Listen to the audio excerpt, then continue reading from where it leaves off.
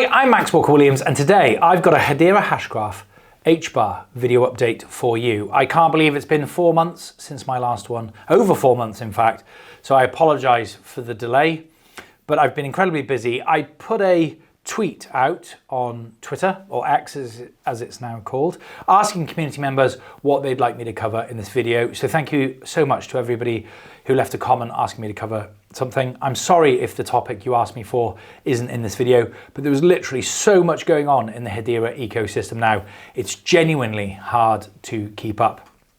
And I remember only a couple of years ago creating these Hedera update videos. I had to sort of trawl the internet to try and pull some meat on the bone and try and get a full video out of it. I'd speak to other community members, see if there's any gossip, anything going on. And now the amount of information is just too much. It's overwhelming how much is going on in the Hedera ecosystem. And it's all big stuff too. So that's really encouraging to see. And I can't imagine what it's going to be like in a couple of years. I'd have to be making these videos every single day to keep up, which is just going to be impossible. Anyway, enough about my problems. Let's jump straight in. Oh, before I jump straight in, I've got this to remind me here, giveaway.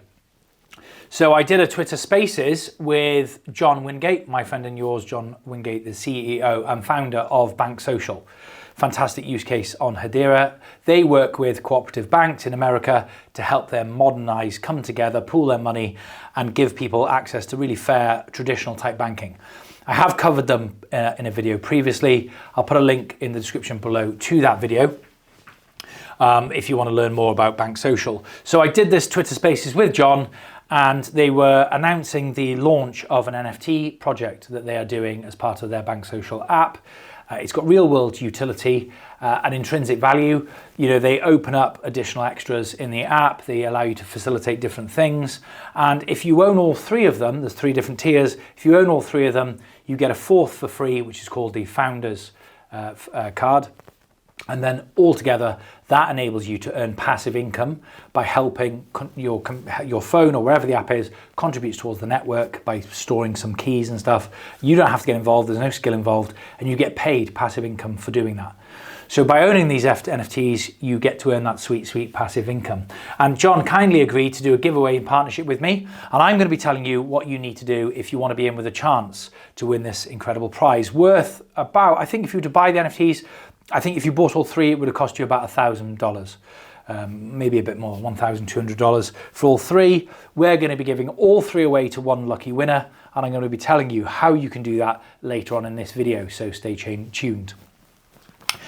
Okay, jumping straight into it. Let's start with Google Trends, because you know I like Google Trends. I think it isn't given enough weight, people don't pay enough attention to it, but it kind of tells you what the world is interested in at the moment, and that might be a really good indication of where things are going to go. What are people searching on Google all over the world? So Google Trends, Hedera is currently at, in May, this is the whole month of May, it's currently at 80% of its all-time high for the search term Hedera. So people searching Hedera all over the world, worldwide, since Hedera, you know, for the time that it's been a project, since it's been live, it's at 80% of its all-time high, which is good. Hbar, the term Hbar, is at 57% of its all-time high, so not quite as good as Hedera, but still pretty good. But these numbers mean nothing without context. Well, that's great, Max, but if Ripple, Ethereum, Bitcoin, Telcoin, and all these other coins are at 90%, or they're hitting all new all-time highs, then actually Hedera is not doing that great. So let's get some context. So for context, the search term Bitcoin is currently at 23% of its all-time high. So people searching for the term Bitcoin on Google worldwide, you can check it out for yourself. Go on Google, just type in trends, top link, click that. Drop down menu, it gives you the options of just the country you live in, other specific countries, genders, races, etc. I just go all people worldwide since the beginning of time. Bitcoin, 23% of its all-time high. So really, really low interest in the term Bitcoin at the moment. And by the way, I thought, wow, that is really low. And it's waning. The interest in Bitcoin is definitely waning. And this isn't hype, it's not opinion, it's not FUD, it's just pure maths. How many people are searching the term Bitcoin on Google? Now, we had the Bitcoin halving, and when you look at it historically on Google Trends, it spikes every time, as did the price previously. Bitcoin's not really done much this time round with the halving, and during the halving, the search term for Bitcoin and Bitcoin halving were pretty much the same, which was 42% of its all-time high. So even during the halving, it was 42% of its all-time high. And right now in the month of May, it's 23% of its all-time high. Ethereum, 40% of its all-time high. Ripple, 5% of its all-time high. In fact, if you go to Ripple, Google Trends, Ripple, worldwide all-time, I don't want to rip into Ripple, but the facts speak for themselves. It's a bit of a disaster in terms of people searching the term Ripple on the internet. So Ripple was so bad actually at 5% that I wanted to check what XRP was. So I searched XRP and that's at 20% of its all-time high. And then the term crypto, so just covering all cryptos, the term crypto is at 30% of its all-time high. So Hedera really in that context is smashing it. 80% of its all-time high versus 23, 40, 5 and 20. Oh, and crypto at 30. So the price, where are we today? Well, at the time of filming, the price of Hbar is currently 9 pence or 11.5 cents if you are American. Down 40% from the BlackRock news, which we're going to cover in a second, the 24th of April, 33% up on the year, and 300% circa on last year's average price. So we're in a pretty good position at the moment. Do I believe that Hbar, if value and price were reflected in crypto, and they're not at the moment in my opinion, then I believe Hbar should be £1 comfortably, if not more. But am I happy with this? Yes, based in the wider context, we're up 33% on the year, and we're up 300% on the average from last year, give or take. Okay, so jumping straight into the news. Archax. Archax, who are they? The first ever digital securities and crypto exchange regulated by the FCA. The FCA is the Financial Conduct Authority, and they are the UK's version of the SEC, if you like. They've been operating on Hedera for some time, but recently they announced the creation of a BlackRock money market fund on Hedera. Specifically, a BlackRock ICS US Treasury Money Market Fund. BlackRock, if you don't know, they are one of, if not the largest asset management companies in the world, with assets totaling a value of 9.01 trillion. Not billion, 9 trillion under management. Off the back of this announcement, Hbar's price went nuts. It went up 100% in a day. And then throughout the day, Cointelegraph, who are a very large crypto-centric media outlet, they released this press announcement saying that it wasn't real, that BlackRock are not partnering with Hedera. But that, I mean, I'm going to put it up on the screen so you can judge for yourself, but that was never the announcement. So they're discrediting something that was never said. So the Hbar Foundation put up a tweet saying that Archax are creating this opportunity for people on their platform to access the BlackRock platform on Hedera. Super clear. Cointelegraph said, no, BlackRock are not partnering with Hedera, but that was never said. Unfortunately, CoinDesk, who is another crypto-centric media outlet, picked up on this story, and rather than running with the positive story, they decided to run with the negative story, which is there's been a huge misunderstanding, forget it, forget Hbar, forget Hedera, they're not partnering with BlackRock. So something that was never said isn't true. Disappointed because 3 main reasons. This was good news for all crypto. It's another tick in the endorsement box. It is Web 2, traditional financial companies, engaging with and endorsing, and I'll explain how BlackRock endorsed the Hedera and by default and Archax, endorsing and accepting that cryptographic technology is the future. And the tide rises all boats. This exposes other companies, hopefully, who want to take BlackRock's lead as the market leader in asset management, or certainly the biggest or one of the biggest in asset management funds. This has got to be good news for all crypto. So if Cointelegraph is for crypto and is crypto-centric, surely they're going to want to help lift this story. Number 2 is bad reporting. So this is really poor reporting because they're effectively claiming that something that wasn't said isn't true. Now, you can interpret this for yourself. This is the tweet from the Hbar Foundation.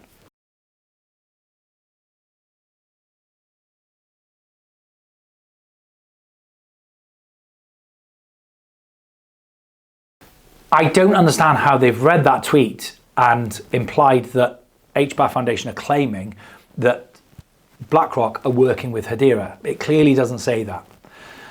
So not only is it bad reporting because even if they thought, hang on a second, we're not sure what this says, let's do a bit of fact checking, let's dig deeper, let's call Hedera, let's reach out to people, let's get to the bottom of this, let's speak to BlackRock. They did none of that and just ran with the story almost instantly after the announcement by the Hbar Foundation. So that's why it's bad reporting, number one. Number two, it's clear to me that if you read that, it isn't claiming that Hedera is in partnership with BlackRock at all.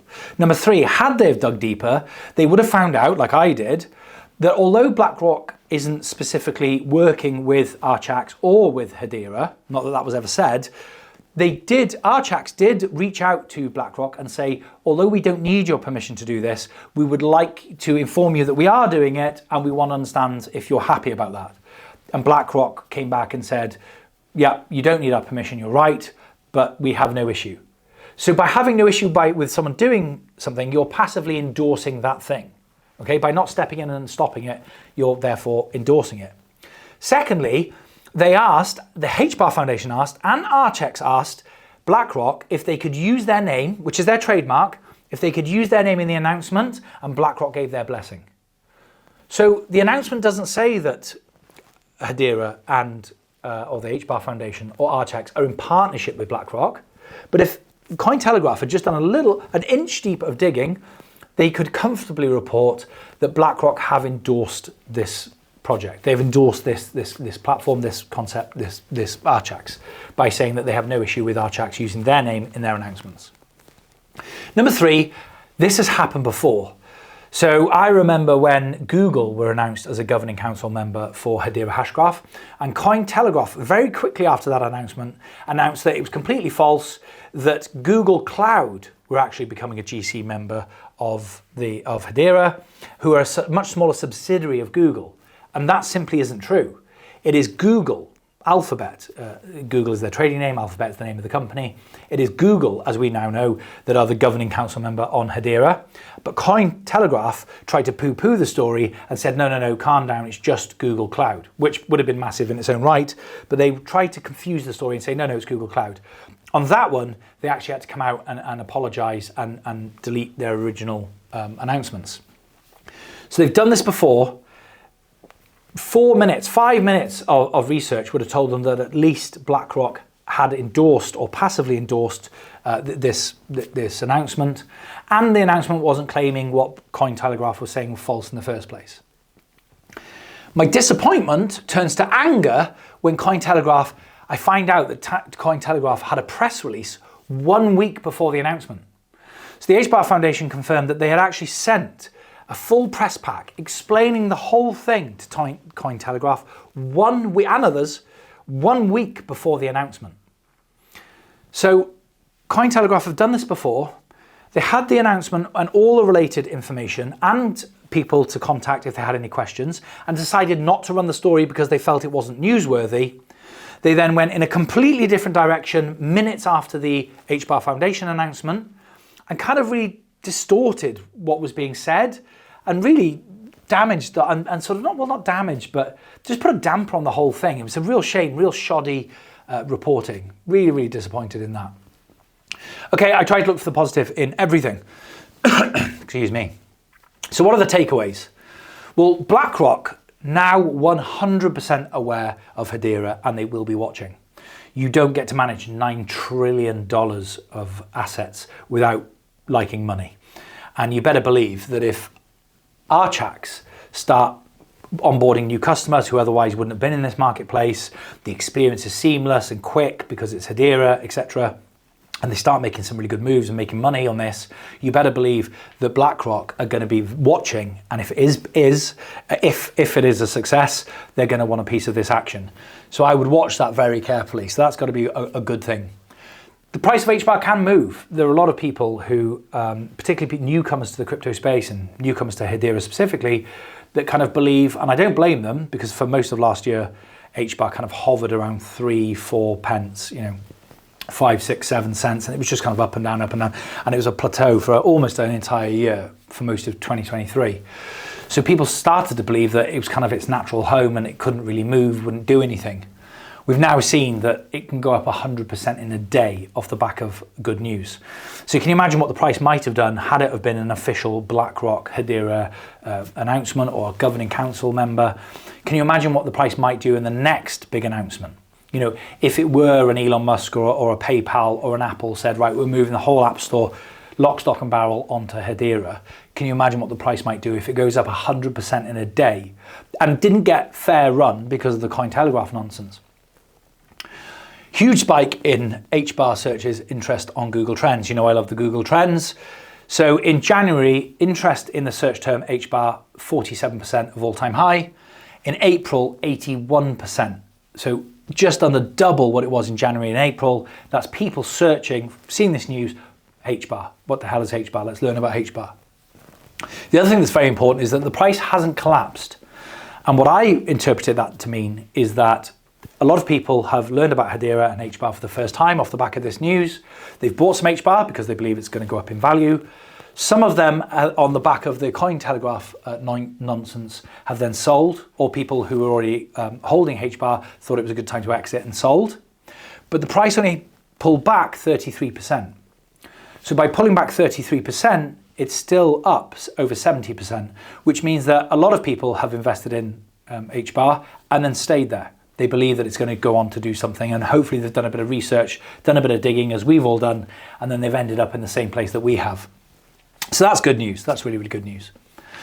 Okay, for the rest of the video, I'm going to split this up now into DeFi, decentralized finance, because there's a lot of interesting things happening in DeFi with Hedera, and RWA. This is a very hot topic at the moment. You'll see this all over X if you're on Twitter or X or on other social medias.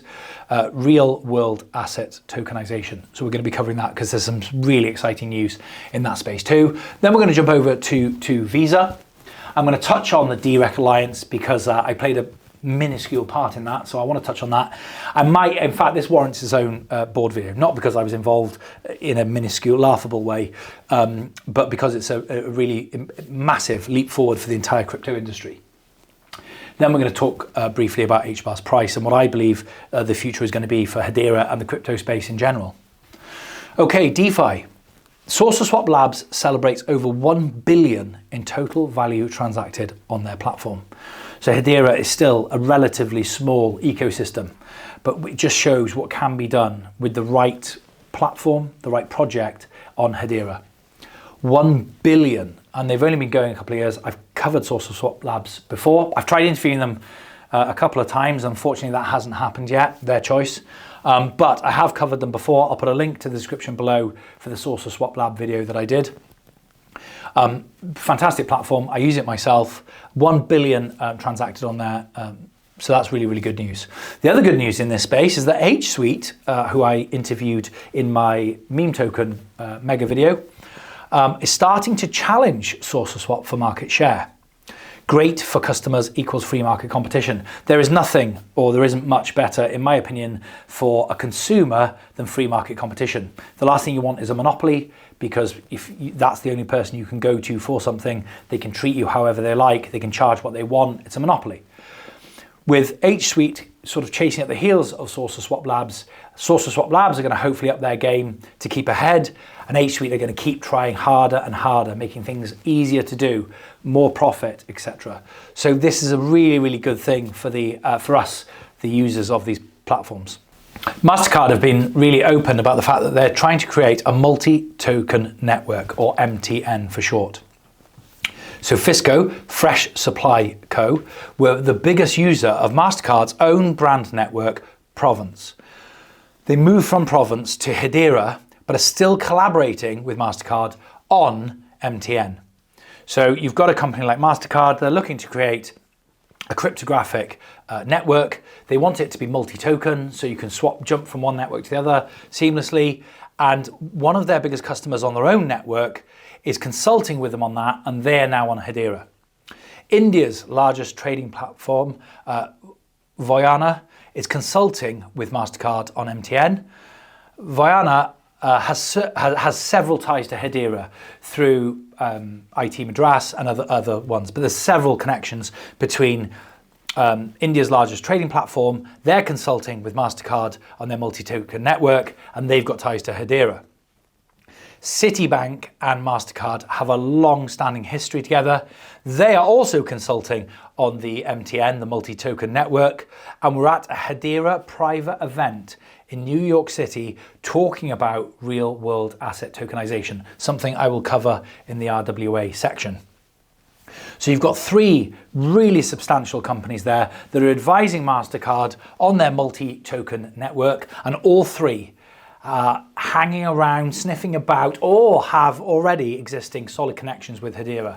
So this is why the MasterCard thing, there's a lot of breadcrumbs on the internet about the MasterCard thing, and we are due, we do know that we're waiting for an announcement for a new governing council member. Who that is, I genuinely have no idea. Could it be MasterCard? Who knows? Bank Social, making massive inroads with co-op banks in the USA. So I've put their Twitter Spaces to remind myself. I've already told you I did a Twitter Spaces with John Wingate. I'll put a link to that Twitter Spaces below if you haven't heard it. We had a really good chat. He's really good fun. He's a good friend of mine, and we had a really honest and open conversation. John is nothing if not transparent and open. John Wingate is the co-op whisperer. So he attracts them like nobody's business. And of course, the more that join, the more that want to join. Okay, so for the giveaway, super simple. All you have to do is go over to my X profile. There is a link in the description below if you haven't been there before. Don't worry if you don't have an X account. It's super simple. It takes 2 minutes to sign up. You don't have to give them loads of information, and it's well worth doing for this competition worth over $1,000, and to be earning that sweet passive income for perpetuity for the rest of your life. So now is the time if you're not on X. In the description below, you can go onto Twitter, or you can just search Max Walker&Williams on X or on Google and it comes up. Super simple. I will pin the tweet announcing this video on my profile. So it'll be the very first one at the top, and it will have this video link in that tweet. All you have to do is quote retweet that tweet. And in that quote, all you have to do is tag 2 friends and Elon Musk. And please try and tag 2 friends, 2 people that you think might be interested in this video, not just other influencers and stuff. Don't be lazy. If you've got 2 friends that you think would be interested in this video, please tag them in it. So tag 2 friends, tag Elon Musk, because I'd love to get that interview with Elon Musk. And if you're an Hbarbarian, I think you'd like that to happen too. So let's tag Elon Musk in it, because you never know. And that's it. One of the winners will be chosen at random 1 week after this video goes live to everyone. So just quickly, just to recap, go on X, sign up if you haven't, follow Bank Social, follow myself, retweet my tweet announcing this video, tag 2 friends in it, tag Elon Musk in it, post it, done. Good luck to everybody. John and I will choose a winner at random 1 week after this video goes live. Okay, the Hbar Foundation announced 100 million Hbar pot for hashtag DeFi Spring. And this is a direct quote. They are injecting 100 million to grow partnerships and introduce new users onto the Hedera network. I will put a link in the description below if you are interested in getting involved with this. But the Hbar Foundation are effectively giving away 100 million Hbar to try and grow and take the DeFi, the decentralized finance ecosystem within Hedera to the next level. I think this is going to be fantastic. And if the right people get this Hbar, it's going to be incredible money well spent. So that's really exciting. And it's good to see that the Hbar Foundation acknowledge the importance of DeFi on Hedera. Okay, over to our WA, real world asset tokenization. I've covered this several times through NFTs and other things in all my videos. If you've been watching for a while, you'll know. I'll try and put some links in the description below where I've covered RWA. I should probably do a short video on this again anyway, because it has moved on. But effectively, it's like taking $100 million painting that you and I can't buy right now, but we want to invest in that level of art, and there's good reason for wanting to invest in some assets at that value because they're rare and they generally hold their value. You know, real estate around the world in 2008 collapsed. It collapsed a lot less in the super high net worth areas because they're not desperate to sell, so there isn't the sell pressure, it doesn't collapse the price as much, they're more insulated from the wider economy, and so people who can get into that need lots of money. Ironically, people with the most money generally are more insulated from losing money. So by letting people like us, your everyday Joes, in that is, I think, a fantastic thing.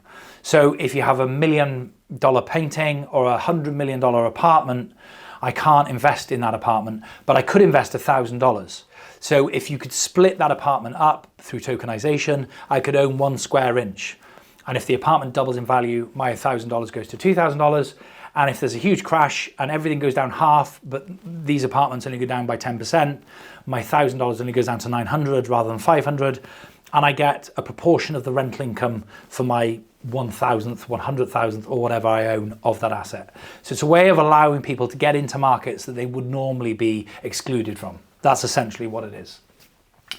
Not all high asset stuff, by the way, as well. You can tokenize anything you like. So it's not all super elitist, but that was the general concept originally, and now it's really sort of taken off. RWA tokenization, Diamond Standard. So the Diamond Standard is a company that do exactly that. They take diamonds. You can invest in the diamond market in general. You can invest in specific diamonds, and they go up and down in value, and you can earn money from them and own a physical part of a physical asset in real life through tokenization. They were on Ethereum, and they moved over to Hedera because extremely high and unpredictable gas prices. This is a really important point, and I've touched on it a couple of times, and I'm seeing it more and more. Some of my prophecies, nearly all of my Hedera related prophecies, in my opinion, are starting to slowly come true. I think I got some timings wrong. I thought things would happen quicker than they have, but I'm definitely seeing the trends that I predicted in old videos, and you're welcome to go back and fact check me, are starting to come true. Things that I thought would happen in the crypto industry in general, and for Hedera specifically. And this is one of them. If you are a fan of another project, and I'm not going to pick on any particular one, but let's call it Crypto Project A and Hedera. And in your opinion, these two projects are almost identical in terms of tech. So they're both asynchronous Byzantine fault tolerant, although as far as I know, Hedera is the only asynchronous Byzantine fault tolerant network. But let's assume that another crypto is invented somehow, and it's almost identical to Hedera in every way. The only difference, because Hedera is, of the circa 20,000 projects that now exist, is that, to my knowledge, the only one that fixes its fees in dollars. I mean, they're a tiny amount anyway, but they're fixed in dollars. They're fixed and they're priced in dollars. This is important, and I said it was important when I first discovered Hedera and started creating these videos, and that's becoming more and more true. Because think about this, Ethereum have got far, by an order of magnitude more users, by every metric, than Hedera. But companies are choosing. I haven't heard of a company going from Hedera to Ethereum, except Jordan Fried, to be fair, but that turned out to be a disaster. I haven't heard of any big companies moving from Hedera to Crypto A. I'm hearing more and more of companies, real companies, coming from Solana, Ethereum, etc., over to Hedera. Why? Because, and the main reason, certainly one of the main reasons, is the fixed transactions. And I was actually in Davos, and I was speaking to a high up, really high up in a large Web2 company, and they were considering joining Hedera. And I said, what's the one thing? And he said, well, there's a lot of good enoughs. Are they carbon negative? No, but they're carbon neutral or near enough, good enough. Can they do 100,000 transactions per second? No, but they can do 5,000, which is more than we'll ever need, so it's good enough. Are they asynchronous Byzantine fault tolerant? No, they're asynchronous Byzantine fault tolerant, so it's good enough. And they're all good enough. However, why would we become a hedging company or a trading company when all we want to do is create a product and sell it to the public? We want to track that on a network. Now, if we announce that we're doing that on Crypto Project A, the price doubles. If the price doubles, our cost of doing business has just doubled because we have to buy the crypto token in order to pay for the fees. And the more we do, the more successful we are, and the bigger we grow this network by using it, the more we punish ourselves. Even if that weren't true, how do we pay for the transactions? So how do we forecast that? And these big businesses are all about the next quarter, cash flow forecasting, shareholders and that sort of thing.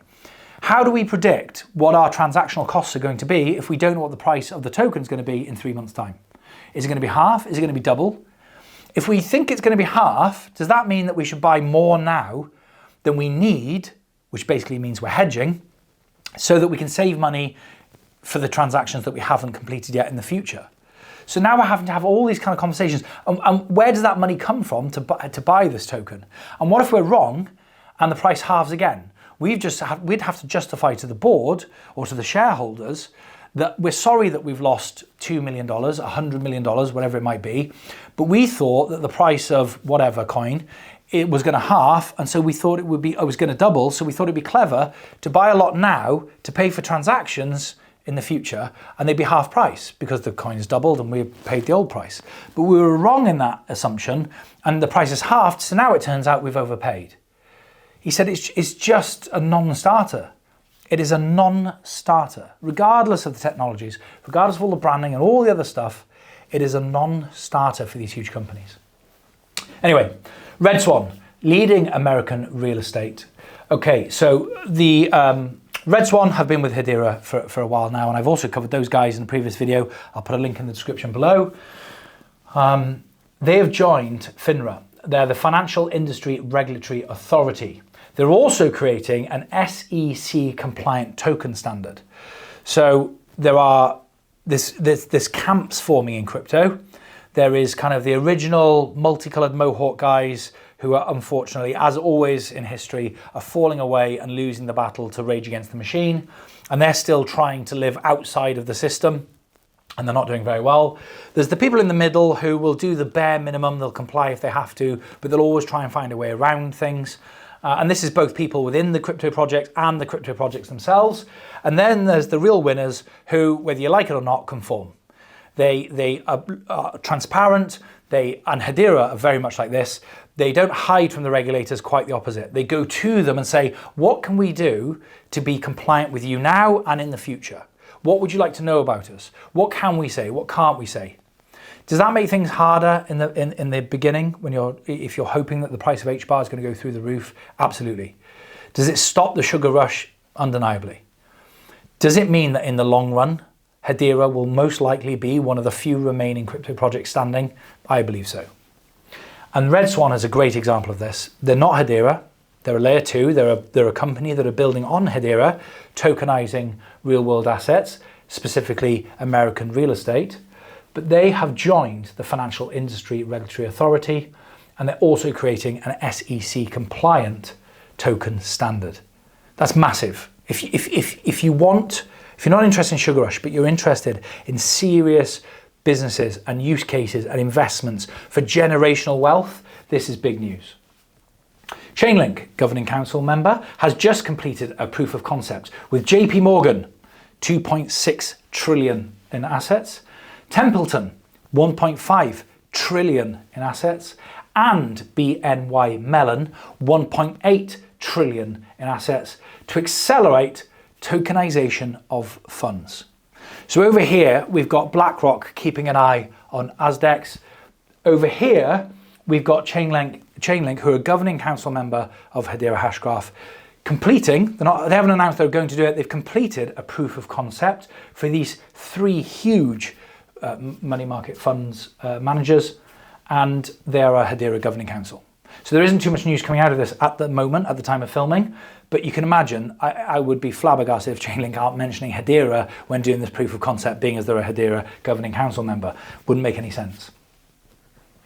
Okay, Aberdeen held a private event in NYC to discuss RWA tokenization. On stage was our friend Duncan, who I interviewed in London, linked in the description below again.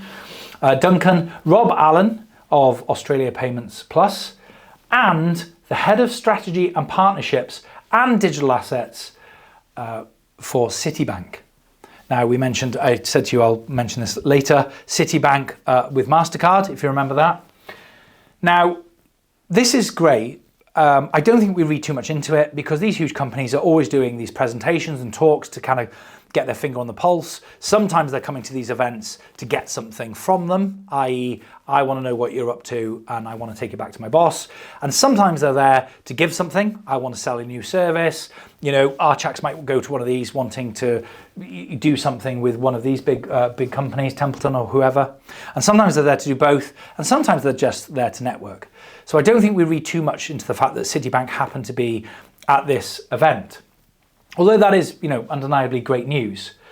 However, and this is the twist in the plot, if you like, I'm not going to put the picture up because they clearly don't want it shared, but it's not hard to find at all, particularly on X. If you go on X and just search Citibank Hedera, for example, the Hbar Foundation or the Hashgraph Association, I think it was the Hbar Foundation, tweeted a picture of Duncan, Rob Allen, and this person from Citibank on stage.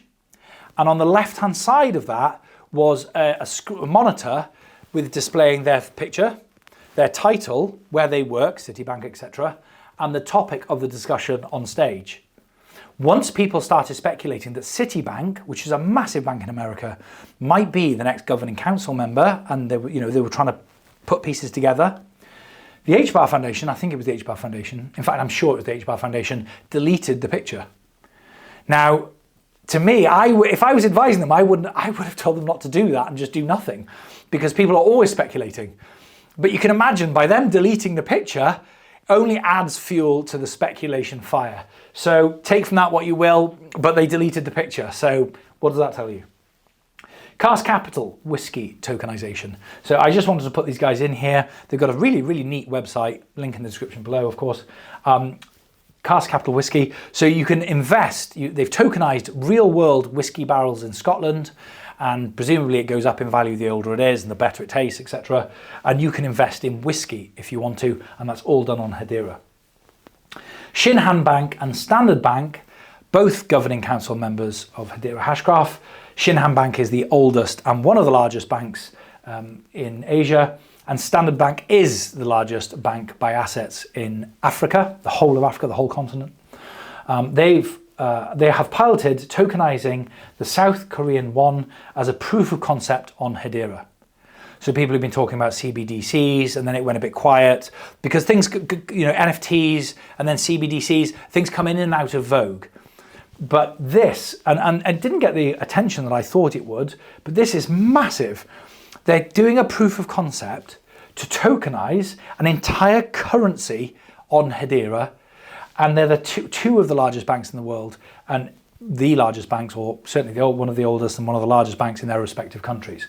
Huge news, and the transactions per second would just go through the roof if this went live. Okay, over to Skex and Visa. So Skex, they do promotion, loyalty, and rewards. They're a promotion, loyalty, and reward platform. They offer gift cards, coupons via QR codes, emails, that sort of thing, and many other smarter and faster payments for all. Customers include Dr. Pepper, Betty Crocker, Mondelez, who of course are now a Hedera Governing Council member. All of these connections are starting to happen. And by the way, it becomes a positive flywheel. So Mondelez have a service user that is now on Hedera. Mondelez become a Hedera Governing Council member. Mondelez have a connection with Dr. Pepper, who have a connection with Warren Buffett, who have a connection with, and on and on and on it goes. They're partnering, so Skex are partnering with Visa to offer seamless digital payments for consumer experiences for merchants and CPG companies. CPG stands for Consumer Product Good Companies. So a CPG company would be like, they're generally perishables. So if you sell razor blades and you have to buy them, you buy a pack of 5, they run out, you buy them again. Shampoo, beverages, all those kind of products, things that you buy on the regular, cornflakes, cereal, whatever it might be, those are CPG companies. And so they're partnering with Visa. I mean, they're already on Hedera, Skex, they have been for a while. That in itself is, if that happened, by the way, if Skex or any one of these announcements was on another project, the community would be going absolutely bananas. With Hedera, it's just everyday stuff now. So they're partnering with Visa to offer seamless, not a trial, not a maybe, not a whisper, it's official. Visa have officially announced that they are partnering with Skex to offer seamless digital payments for consumer experience for merchants and CPG companies on Hedera Hashgraph.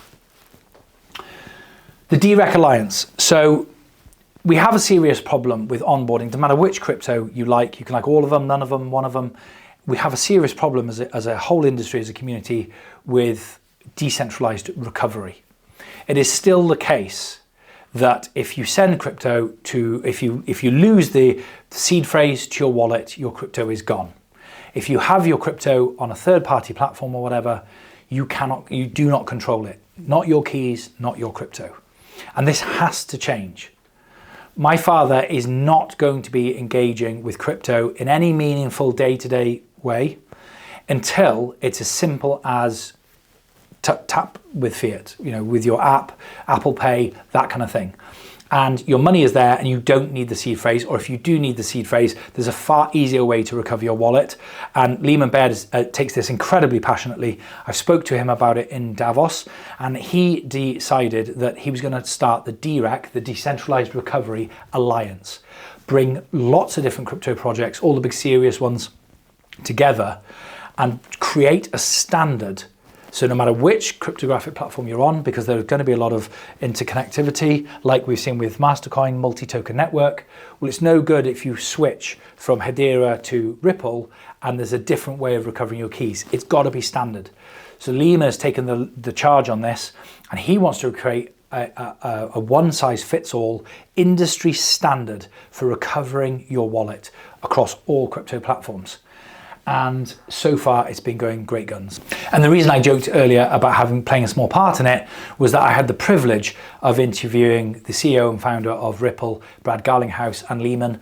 And I do believe that meeting did accelerate Ripple also joining the DREC Alliance.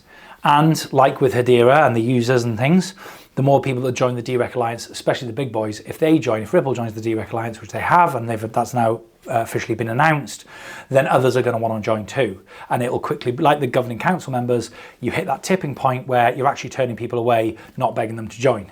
And I think that the DREC Alliance, by getting the likes of Algorand and Ripple, will very quickly hit that point, and then they can all come together and decide what the DREC, what the decentralized recovery should look like. And with Lehman's brain on it, I believe it will be incredibly seamless and simple and easy, and that will onboard people across all crypto. So it's a massive step forward for the whole industry. Really, really good news. Hbar price.